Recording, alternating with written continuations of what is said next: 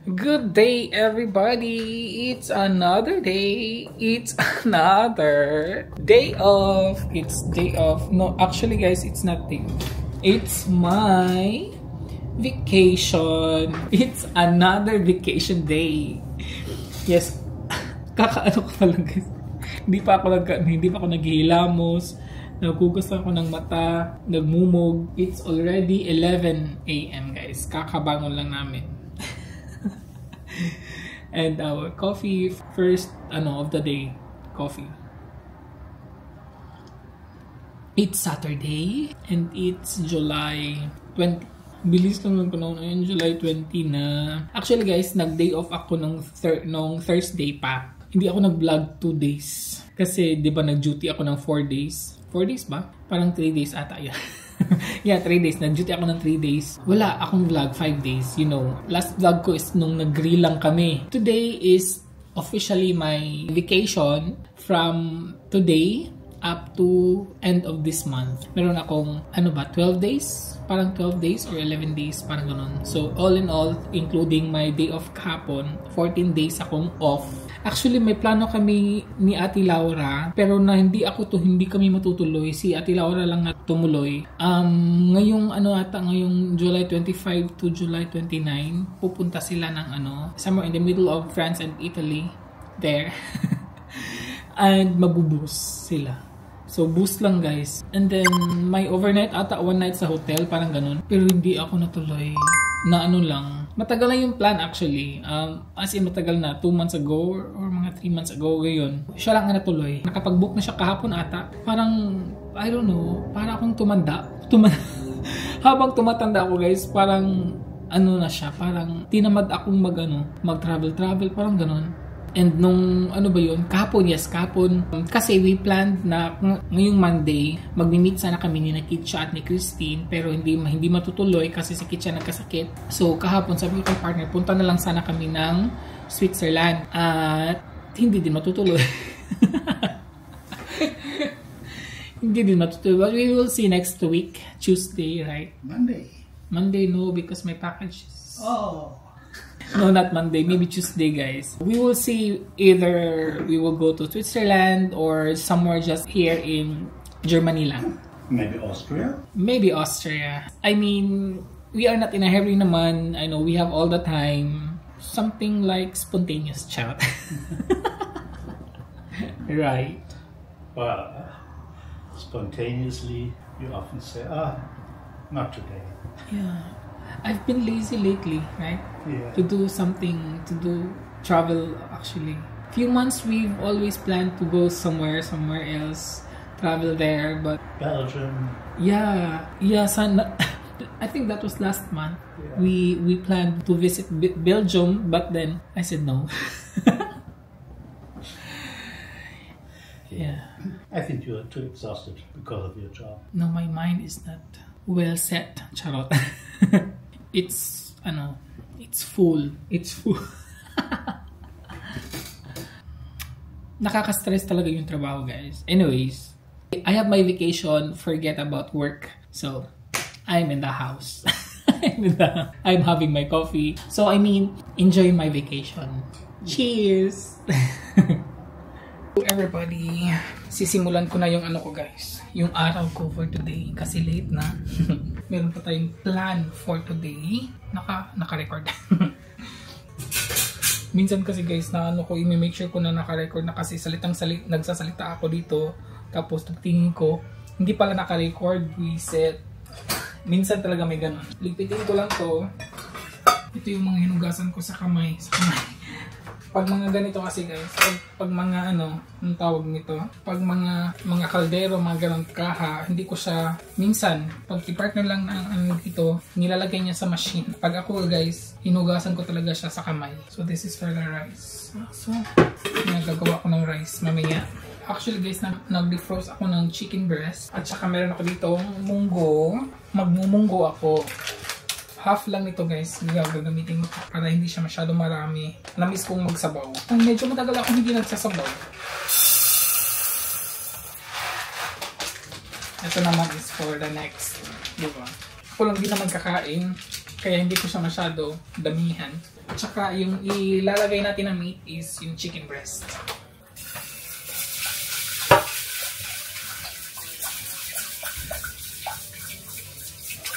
Mamaya hapon ko pa naman to siya lulutuin. Kasi guys, magla-lunch kami ni partner late lunch again. Ito na naman yung ating ready to bake na dough.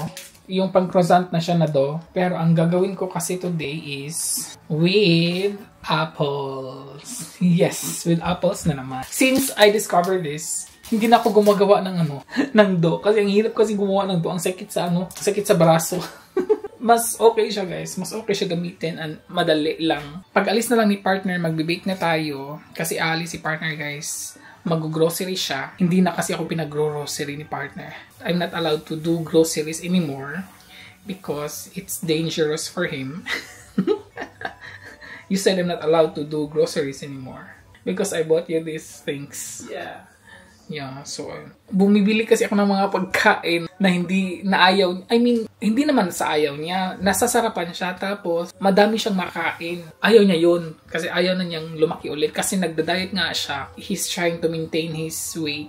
Tapos pag ako nag-grocery, bumibili ako ng mga pagkain na yung nasasarapan siya kasi pag nasasarapan siya guys, ang dami niyang makain. Kaya I'm not allowed anymore. Mag-grocery lang ako sa Asia store. Pero sa mga Revy or something, hindi na guys. Siya ang pinabibili ko today kasi bibili din siya ng isda. Mag-grill ulit kami tomorrow. Sabi niya, uulan daw bukas. Pero sabi ko, kasi normally hindi naman the whole afternoon or whole evening siya mag-uulan. Mga, let's say, 1 hour or 30 minutes lang. Mga ganun lang siya. If it will rain, then mag-grill lang tapos dito na sa loob kakain.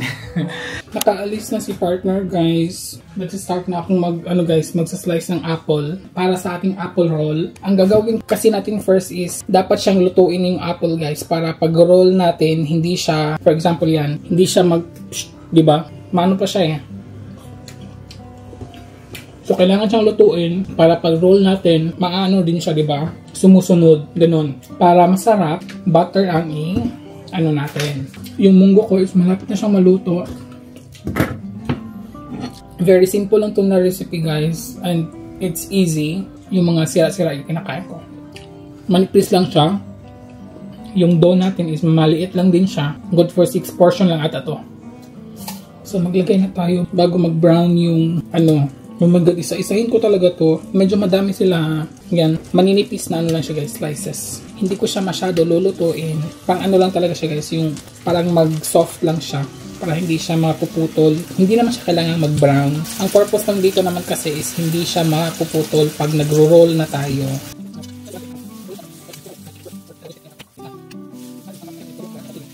Kakarating lang ni partner and then luto na yung apple ko, pinapalamig ko lang siya. Later, magbe-bake na tayo. Meron lang tayong gagawin. Mag-harvest lang si RC. Mag-harvest lang si RC ng ating talbos ng kamote kasi gagamitin ko to for munggo. Kasi wala akong kangkong eh. So, ito na lang. Medyo madami-dami na siya, no? Ang kukunin ko lang dito, guys, is yung medyo mataas na. Hindi ko siya kukunin, hindi natin dadamihan masyado kasi baka yan, diba? First harvest of the year. Charot. Medyo mataas na din siya, so kailangan siyang putulin.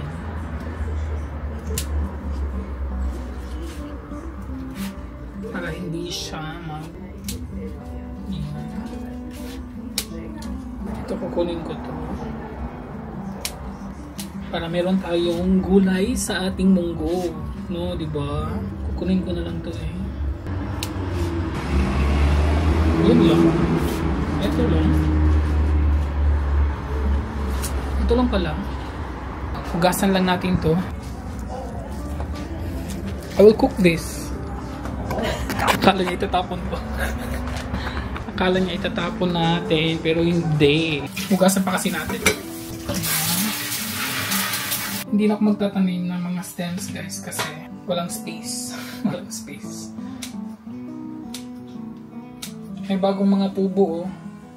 Sayang pero kailangan. Kukunin ko siya. Lulutuin natin yan. So, yan lang. Yan ang ating na-harvest for today. Mamaya ako natulong guys. Dito ko na siya muna ilagay. Kasi nagkalat na naman yung ating kitchen. I think yung ating ang tawag doon, apple is ready na siya. We will now proceed to our next step. Luto na ang ating apples. So, what we need is, kailangan natin ng brown sugar. Kailangan natin ng cinnamon. Kasi guys, pag apple guys, pag magbe-bake ng apple, ang pinakamasarap na partner niya is cinnamon. Dapat may cinnamon siya. Yan lang, very very simple ang ingredients. Apple, brown sugar, cinnamon. And of course, our ready to bake na dough. May nag-comment yung puffy, ito talaga siya guys. Ito yung, sinabi niya na ganitong type. Ganito din naman yung ginamit ko last time. Di ba, dalawang klase yun. So, ito yung isa. Hindi siguro niya nakita yung pero, but thank you po for the comment. Magpipreheat na muna tayo ng oven, 200 degrees. Inom na muna ako ng water. Guys, meron na pala akong bagong water. Yung water pala natin is with cucumber, lemon, and ginger. This is my second day na actually. Ginawa ko siya kagabi, tapos nilagay ko sa ref overnight. Tapos, pag morning na, nilalabas ko siya. Tapos dito lang siya, whole day ko siyang maiinom lahat. 1.5 liters to siya. So yan ang ininom ko the whole day. Second day ko na nga to, di ba? Ang bilis lang talaga niya guys. This recipe is very very easy. Just like yung cinnamon, yung natin, cinnamon roll. Same lang din siya. And then magpapahid lang ako ng butter. Lang siya, hindi naman masyado madami. Papahid-pahiran lang natin. Yun. Diba? Ganyan lang. Super easy. And then, yung sugar, magkakamay tayo ha. Huwag na tayo maarte-arte. So ganyan lang siya guys. Kaya brown sugar yung ginamit ko guys kasi gusto ko para siyang merong brown na caramelized, parang ganun. Pwede din naman white sugar. Yan. And then yung cinnamon, yan. Hindi naman siya masyadong kasi na naman to eh. Yan, hindi siya masyado guys kasi pag medyo madami ding pag medyo madaming cinnamon baka maano din yung Anong RC? Parang anong ka na lang dyan. Ayan. Pang lang talaga siya, pang smell of cinnamon, diba? Of course, yung apple. Pero paano ko siyang gagawin? Paano natin siya guys? Kung ganitohin kayo, kung kaya siya kalaki. Kasi dito ako magkakat eh. Dito ako magkakat, hindi dito. Wait lang guys, let me think. Hindi ito magkakasya. Okay, I'll do what I can. There's nothing we can do about it. Ciao. So, ganitohin lang talaga siya. Maglagay tayo ng something may na-overcook pa tayo. Ayun. Maglagay lang ako ng space, guys, para pag-cut natin. I'll try to make it, 6. Kaya bang 6? 1, 2, 3, 4. Okay, dikit. Madami tong apple. Ayan. Pati ako, guys, nalilito. Baka nalilito na din kayo. Pasensya. Kasi pag madami ding apple, baka hindi mag-grow yung dough. Kasi mabigat, diba? Ay, parang sakto lang to ata guys. Sakto lang itong ginagawa nating apple. Tama lang talaga. Yan na natin siya i-alternate para sakto lang siya eh. So, problema natin is yung pag-roll niya guys. Paano natin siya i-roll?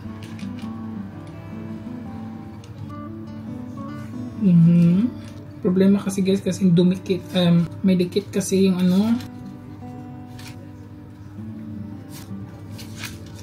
I need assistance. Charot. Kasi sumasama yung yung baking paper. Hindi ko kasi siya natanggal before. I think okay lang din to kasi bakit always may struggle? That's life talaga, diba? May struggle always. Kaya, fight. Charot. Ba't nagdrama? Magbe-bake lang naman tayo. Uy, may hindi to didikit kaya. Okay. Kaya pala last time, meron akong tatanggalin guys. Etong part na to, tatanggalin ko pala yan. Para didikit pala siya. So may exist pala tayong apple. Hindi. Ilalagay ko to sa Ilalagay natin yan sa on top, diba? O diba, ganyan ka creative si RC. Charot. Yan, lang natin siya sa loob para yun. So we've made 6. I hope natin siya guys. Ganyan. I-roll natin siya. Please don't. I-roll muna natin siya para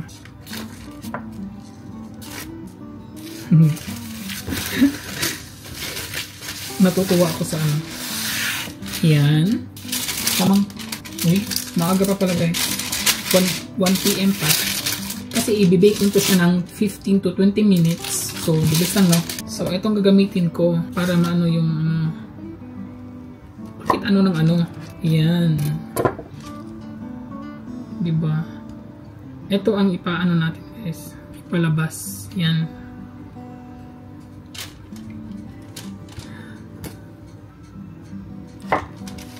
Yan. Tapos isi-circle natin siya. Lagyan natin siya ng space kasi mag-ano pa to guys, mag-expand pa to eh. Yan. So i-round lang natin siya. O diba? Yan, tapos itong apple na to, isa-slice natin siya guys. Yan. And then we'll put them on top. Ang daming apple nito. Tapos may crunchy-crunchy ito na apple. I'm sure. Sana hindi ito siya magano. Oops. Excited na si partner guys. Hindi na lang ako mag-ano ng butter kasi may apple eh. Kasi hindi matatanggal yung apple guys. Pag maglalagay ako ng butter, hindi na ako maglalagay ng butter. So yan na muna ang ating unbaked apple cinnamon rolls. So i-bake na natin siya guys.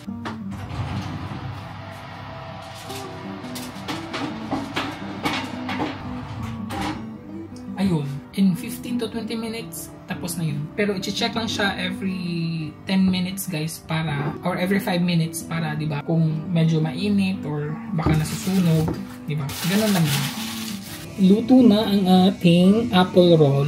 Bake na siya guys. Nag-iba yung ano niya. Ayan. Oh my god guys. Ano lang natin yan.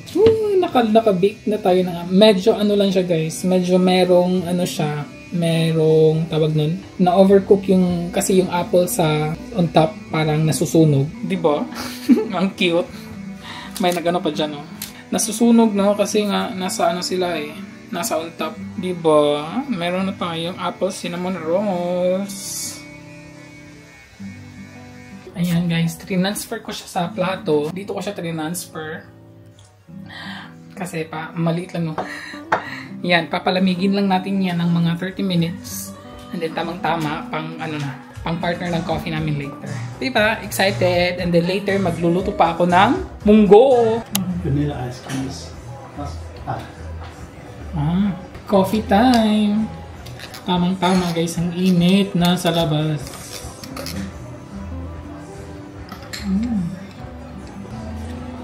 Kain na tayo ng cinnamon apple roll natin.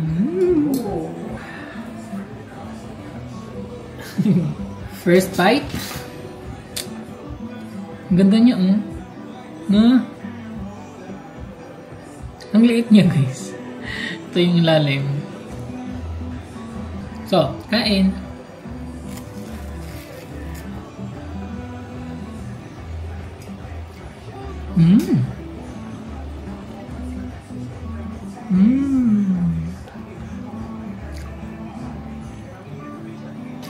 The apple, the cinnamon, and then the brown sugar, guys.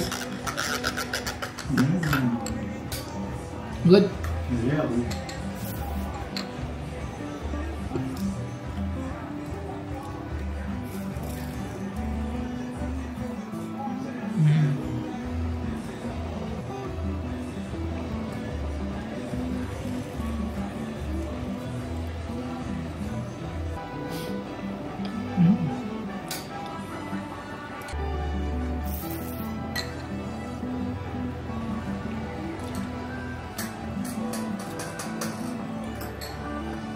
It tastes also good if you put vanilla ice cream on top, guys.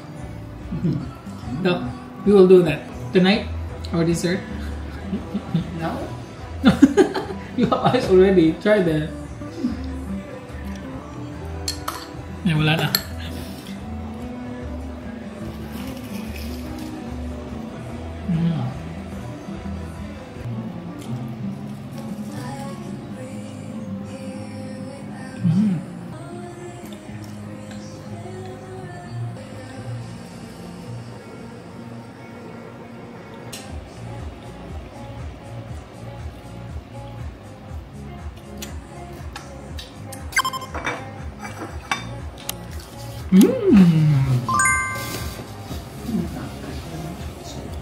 Hindi.